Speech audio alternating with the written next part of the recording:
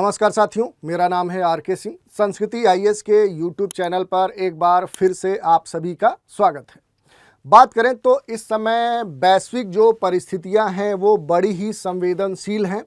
खास करके अगर हम देखें तो पिछले कुछ ऐसे घटनाक्रम घटित हुए हैं जिनके कारण से विश्व में एक तरह से युद्ध का माहौल बनते दिख रहा है। अभी हाल की घटना की बात करें तो ईरान की राजधानी तेहरान में ईरान के राष्ट्रपति पजस्कियन के शपथ ग्रहण समारोह में भाग लेने आए जो हमास एक अंतर्राष्ट्रीय आतंकवादी संगठन है, उसके चीफ इस्लामिया हानिये की यहाँ पर हत्या कर दी गई। एक बड़ा टारगेट करते हुए उनको अटैक किया गया और उसमें वो मारे गए। और इसकी प्रतिक्रिया स्वरूप जो हमास एक बड़ा कहें तो आतंकवादी संगठन है, उसने घोषणा की कि हम इसका बदला लेंगे। और ख़ास तौर पे जो हमास है उसका टारगेट इजराइल है, वो इजराइल के ऊपर आरोप लगा रहा है। और हमास ही नहीं बल्कि ईरान भी इजराइल के ऊपर आरोप लगा रहा है। और ईरान के समर्थन में खड़े अलग अलग देशों में जो विभिन्न संगठन हैं वो भी क्या है कि इजराइल के ऊपर आरोप लगा रहे हैं। यही नहीं, इसी घटनाक्रम में एक बयान आता है अमेरिका का, और अमेरिका का ये कहना है कि अगर इस घटनाक्रम के संदर्भ में इजराइल के ऊपर अगर अटैक होता है तो इसके बाद अमेरिका इजराइल की मदद करेगा। इसी घटनाक्रम में क्या है कि कुछ विश्व के बड़े जो देश हैं उन्होंने भी अपनी प्रतिक्रियाएं दी, जिसके कारण से जो पूरा विश्व का माहौल है वो एक तरह से युद्ध जैसा बनता दिख रहा है। और इसी कारण से कहा जा रहा है कि जो ईरान के पीछे या ईरान के समर्थन में जो अलग अलग देशों में जो सक्रिय संगठन है जो खड़े हैं, जिसमें हिजबुल्लाह, हमास ऐसे संगठन का नाम लिया जा रहा है। कहा जा रहा है कि ये ऐसे संगठन हैं जो आने वाले समय में विश्व युद्ध का कारण बनेंगे। और इसी चर्चा में एक वर्ड या कहें तो एक टर्मिनोलॉजी चर्चा में आ चुकी है, वो है एक्सिस ऑफ रेजिस्टेंस। और कहा जा रहा है कि इस पूरे विश्व युद्ध का जो कारण बनेगा वो यही बनेगा, एक्सिस ऑफ रेजिस्टेंस। तो आज हम अपने इस एपिसोड में इसको जानने समझने का प्रयास करेंगे कि आखिर ये है क्या, और इससे जुड़े हुए जो भी महत्वपूर्ण बातें होंगी उन पर भी संक्षिप्त रूप से बात करेंगे। चलिए देख लेते हैं। एक न्यूज़ है explain the axis of resistance which includes Iran backed groups like Hamas, Hezbollah. कहा जा रहा है कि जो एक्सिस ऑफ रेजिस्टेंस है ये किनको सम्मिलित करती है, जो ईरान के समर्थन में अलग अलग जो संगठन है जैसे हमास है, हिजबुल्लाह है, ऐसे जो संगठन है उनको शामिल करती है। और इसी में ये कहा जा रहा है कि the roots of the axis of resistance go back to the Iranian revolution of 1979 which paved the way for radical Shia Muslim clerics to come to power. ये कहा जा रहा है कि ये जो एक्सिस ऑफ रेजिस्टेंस है, जिसको हम प्रतिरोध की धुरी भी कह सकते हैं, इसकी जो जड़ें हैं ईरान में जब वहाँ क्रांति हुई वर्ष 1979 में, और इस क्रांति के बाद वहाँ पर बड़े स्तर पे जो कट्टरपंथी जो शिया मुस्लिम जो बड़े धर्मावलंबी थे, जो मौलवी थे या जो कट्टरपंथ थे, ये फिर क्या है कि वहाँ पर सत्ता में ये काबिज हुए। और उसके बाद से ही क्या है कि धीरे धीरे जो एक्सिस ऑफ रेजिस्टेंस है इसका जन्म हुआ, ये अस्तित्व में आया और धीरे धीरे इसका प्रभाव बढ़ते गया। और अब ये स्थिति आ चुकी है कि इसके कारण ये कहा जा रहा है कि आने वाले समय में यही कारण बनेगा एक्सिस ऑफ रेजिस्टेंस, जिसके कारण से अगला वर्ल्ड वार होगा, विश्व युद्ध होगा। चलिए देख लेते हैं इसके बारे में। अगर हम बात करें कि आखिर ये एक्सिस ऑफ रेजिस्टेंस है क्या, तो एक लाइन में अगर हम बात करें तो यह ईरान समर्थित जो समूह है उनका एक गठबंधन है। एक कहें तो ऐसा गठबंधन जो ईरान का समर्थन करता है, और ऐसे कई सारे समूह हैं जो अलग अलग देशों में सक्रिय पाए गए हैं और उनके द्वारा बड़ी बड़ी घटनाएं अंजाम दी जा रही हैं।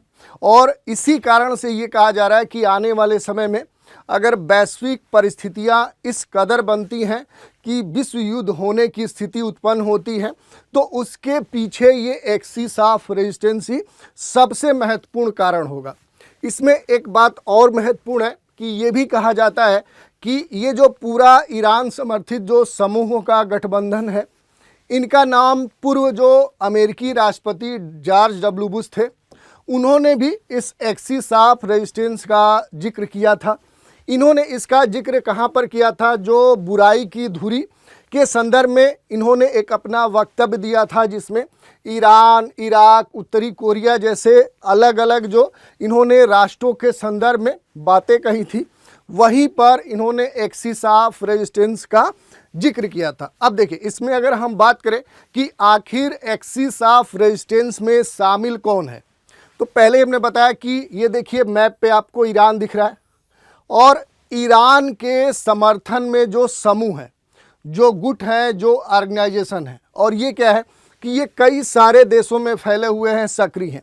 जैसे यहाँ पर देखिए कि यहीं पर आपको इराक देश देखने को मिलेगा, और इराक में कई सारे इस प्रकार के समूह हैं जो ईरान का समर्थन करते हैं। जैसे देखिए यहाँ पर असब अहल अल हक एक संगठन है, यही नहीं, यहीं पर आपको कताइब हिजबुल्लाह देखने को मिलेगा, फिर बदर ऑर्गेनाइजेशन देखने को मिलेगा। तो ये कुछ इस प्रकार के समूह हैं जो ईरान का समर्थन करते हैं, और ये कट्टर कहें तो शिया संगठन है। इसके अलावा अगर लेबनान में आएंगे तो एक बड़ा समूह, एक संगठन हिजबुल्लाह आपको देखने को मिलेगा। और इस पूरे घटनाक्रम में, इस वैश्विक परिस्थितियों में हिजबुल्लाह खास तौर पे इस समय सक्रिय है, और इसके कारण से कई सारी ऐसी घटनाएं, या कहें कि संगठन के द्वारा ऐसे बहुत सारे स्टेटमेंट दिए जा रहे हैं जो इस समय संवेदनशील जो परिस्थितियां हैं उनको और कह सकते हैं कि संवेदनशील बना सकती हैं। यही नहीं, अगर लेबनान में आएंगे तो यहाँ हिजबुल्लाह बड़े स्तर पे क्या है कि सक्रिय है। और फिर यहाँ पर अगर गाजा पट्टी में आएंगे तो यहाँ पर एक बड़ा ऐसा समूह आपको देखने को मिलेगा, वो है हमास। इस समय आप देख सकते हैं कि हाल ही में हमास के जो चीफ इस्लामिया हानिये हैं, उनकी हत्या हो गई है ईरान की राजधानी तेहरान में। और जब से इनकी हत्या हुई है तब से लगातार जो हमास है वो ये कह रहा है कि इनकी जो हत्या हुई है, इनकी जो कुर्बानी हुई है, वो बेकार नहीं जाएंगी, इसका हम बदला लेंगे। और इसके समर्थन में ईरान भी खड़ा है, और इस कारण से क्या है कि जो पूरी परिस्थिति है वो काफ़ी कठिन दिखती है। यही नहीं, अगर यमन में आएंगे तो यहाँ भी एक हौथी जो इस तरह का समूह है, ये भी क्या है कि ईरान के समर्थन में खड़ा है, और ये इस तरह के एक एक्सिस पे इस समय मौजूद हैं। यही जो एक्सिस है, इसी को एक्सिस ऑफ रेजिस्टेंस कहा जाता है। यानी एक ऐसे अक्ष पे इस प्रकार के बहुत सारे जो समूह हैं, जो कट्टरपंथी हैं, आतंकवादी जो कार्य हैं उसमें संलिप्त है, और ये ईरान का समर्थन करें। खास तौर पे ये क्या है कि कुछ ऐसे बड़े जो मुद्दे हैं उन पर ये लगातार क्या है कि प्रतिरोध भी व्यक्त करते हैं, और इसी कारण से ये कहा जा रहा है कि जो एक्सिस ऑफ रेजिस्टेंस है, इसके कारण से आने वाले समय में जो वर्ल्ड वार है वो भी छिड़ सकता है। अब थोड़ा सा हम बात कर लेते हैं कि आखिर जो एक्सिस ऑफ रेजिस्टेंस है इसका गठन कब हुआ। तो देखिए, इसकी जो जड़ें मानी जाती हैं वो ईरान में जो क्रांति हुई थी, जो रिवॉल्यूशन हुआ था वर्ष 1979 में, और उसके बाद वहाँ पर जो शिया समुदाय है, जो शिया सुन्नी होते हैं, उनमें जो शिया समुदाय है, इस समुदाय के जो मुस्लिम मौलवी थे, जो कट्टरपंथी थे, वो सत्ता में काबिज हुए। और उसके बाद धीरे धीरे जो ये एक्सिस ऑफ रेजिस्टेंस है इसका उद्भव हुआ, इसका प्रसार हुआ, इसका प्रभाव बढ़ने लगा। और इनका अगर हम बात करें तो ये ऐसे क्षेत्र में अपनी जो राजनैतिक और जो सैन्य प्रभाव है उसका विस्तार करते हैं जहां पर अमेरिका के सहयोगी जो देश हैं वो खास तौर पे वहाँ जो सुन्नी समुदाय है वो एक्टिव है। और इस कारण से क्या है कि लगातार वहाँ पर एक तरह से युद्ध की स्थिति देखने को मिलती है। और इसी में क्या है कि जो ईरान है, जो ईरान की सरकार है, वो भी क्या है कि इस प्रकार के जो एलिमेंट हैं, जो संगठन है, जो समूह है, उनको समर्थन देती है या इनके पक्ष में माहौल बनाता है। इस कारण से स्थितियां और भी बदतर हो गई हैं।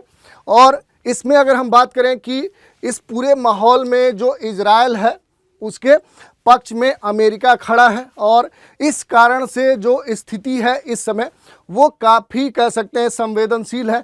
और इस पूरे क्षेत्र में जो पूरा ये ऑर्गेनाइजेशन है, इनका जो गठबंधन है, ये पूरे परिस्थिति को एक युद्ध के माहौल में परिवर्तित कर रहा है।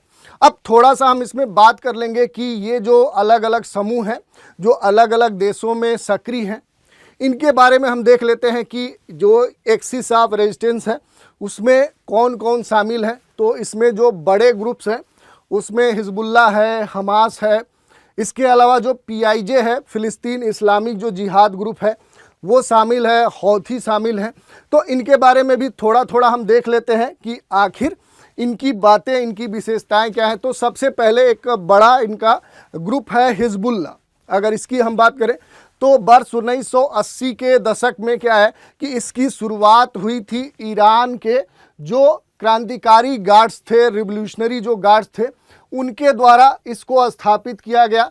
और उस समय अगर बात करें तो इन्होंने इसको ईश्वर की पार्टी, यानी जो हिजबुल्ला है इसका जो अर्थ होता है, जो मीनिंग होता है वो होता है कि ईश्वर की सेना या ईश्वर की पार्टी, इस नाम से इस संगठन की स्थापना की थी। ये मूल रूप से क्या है कि जो शिया समुदाय है उन्हीं के उग्रवादी संगठन के रूप में ये काम करता है। और इसका जो गठन है वो 1982 में लेबनान पर आक्रमण करने वाली जो इजरायली सेना है उससे ख़ास तौर पे लड़ने के लिए, उसका मुकाबला करने के लिए किया गया था। और हिजबुल्ला की धुरी का ये सबसे मजबूत पिलर है, यानी कह सकते हैं कि इसकी जो स्थिति है वो सबसे मजबूत है। और मजबूत होने के पीछे क्या है कि इनका जो इकोसिस्टम है, जो तंत्र है, वो मजबूत है। इनके पास बहुत सारे हथियार हैं, बहुत सारे कहें लड़ाके हैं, और इस कारण से ये मजबूत संगठन माना जाता है। और इसके पास एक बड़ा अपना खुद का शस्त्रागार है जिसमें कई प्रकार के जो अत्याधुनिक लेटेस्ट जो हथियार हैं वो शामिल है। और इस कारण से ये बड़ा ही खतरनाक संगठन माना जाता है। और कई बार अगर हम देखें तो इजराइल और हिजबुल्ला के बीच में कई सारे मुकाबले हो चुके हैं।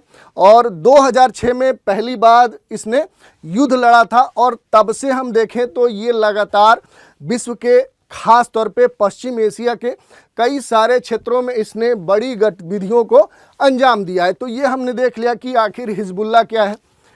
ऐसे ही एक बड़ा आतंकवादी समूह है वो है हमास। ये कहाँ पर सक्रिय है तो ये खास तौर पे जो फ़िलिस्तीन वाला जो क्षेत्र है जिसको लेकर इजराइल और फ़िलिस्तीन के बीच में अक्सर तनाव देखने को मिलता है। और इस समय एक तरह से युद्ध की स्थिति है। पिछले अक्टूबर से ही ये स्थिति बनी है जब हमास ने बड़े स्तर पे इजराइल के ऊपर हमले किए थे, जिसमें 1200 से भी अधिक नागरिक मारे गए थे। और तब से इन दोनों के बीच में लगातार तनाव की स्थिति देखने को मिली है। इसकी अगर हम बात करें तो हमास एक फ़िलिस्तीन सुन्नी उग्रवादी समूह है जो 2007 से गाजा क्षेत्र पर एक तरह से पूरा ये प्रभाव स्थापित किए हुए हैं। और यह 1987 में इजरायली शासन के खिलाफ अगर हम बात करें तो इंतिफादा या फ़िलिस्तीनी जो विद्रोह है उसके दौरान ये अस्तित्व में आया था, इसका उद्भव हुआ था। और उसके बाद से ये लगातार सक्रिय है। हमास जर्निज्म का विरोध करता है और 19वीं सदी की राजनीतिक परियोजनाओं और जो वहाँ पर यहूदी लोग हैं उनके लिए जाति मातृभूमि की वकालत भी करता है।